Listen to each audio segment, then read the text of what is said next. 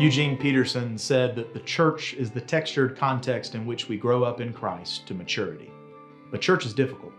Sooner or later, though, if we're serious about growing up in Christ, we have to deal with church.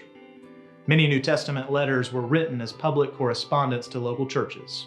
Usually these letters had specific things faith leaders were trying to address.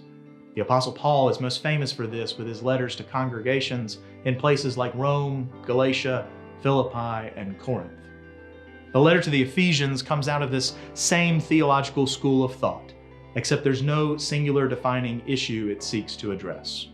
This letter simply calls upon the church to explore the fullness of God's glory, the glory that gives the church its unique identity, one that is wrapped up in the life, death, and resurrection of Jesus Christ. Peterson writes that Ephesians is a revelation of the church we never see. It shows us the healthy soil, the root system of all the operations of the Trinity out of which the church we do see grows. It does not describe the various expressions of what grows from that soil.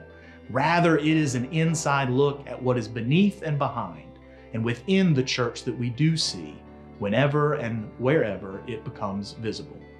Starting this Sunday, July 11th, Colonial Heights Presbyterian Church will begin a 7-week sermon series focusing on this letter as we continue to reflect upon who we are by acknowledging whose we are.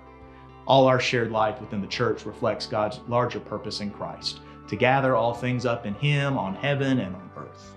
So how might God's living word nurture new life in our church today as we receive this letter?